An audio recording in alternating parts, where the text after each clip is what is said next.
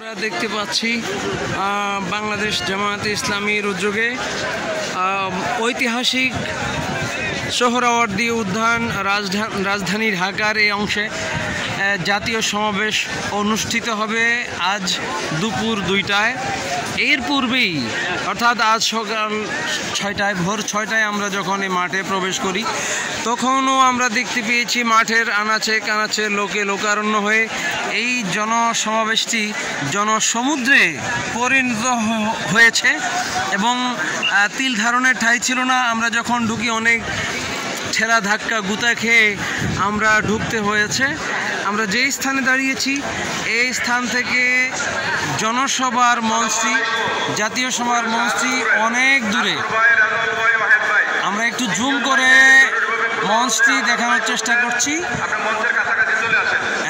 এটি হচ্ছে জাতীয় সমাবেশ 2025 বাংলাদেশ জামায়াত ইসলামীর জনসমাবেশের মঞ্চ, এবং মঞ্চ থেকে আমরা অনেক দূরে আছি, একবারে অনেক দূরে, যেখান থেকে খুব ছোট দেখা যাচ্ছে। মোটামুটি কোনোরকমভাবে দেখা যাচ্ছে যে এটি মঞ্চ। আমরা যদি আরও কাছে যাইতে পারতাম তাহলে আপনাদেরকে আরও ভালোভাবে দেখাতে পারতাম, কিন্তু দুর্ভাগ্য মানুষের এত বেশি ভিড় যে সেদিকে যাওয়া তো মোটেই সম্ভব নয়। আমাদের ক্যামেরাম্যান সামনে রয়েছেন স্টেজের সামনে, আমরা চেষ্টা করব তাদের সাথে কানেক্ট হয়ে আপনাদের সাথে যুক্ত হওয়ার, এবং আপনারা আমাদের সাথে থাকবেন। আজ বিকেল 2টায় অনুষ্ঠিত হবে বাংলাদেশ জামায়াত ইসলামীর জাতীয় সমাবেশ 2025।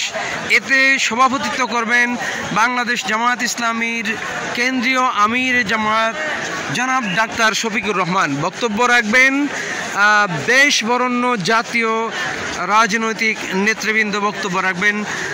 আশা করা যাচ্ছে বাংলাদেশের সকল রাজনৈতিক দলের ব্যক্তিবর্গ এখানে উপস্থিত থাকবেন এবং বক্তব্য রাখবেন বিকেল 2টা থেকে।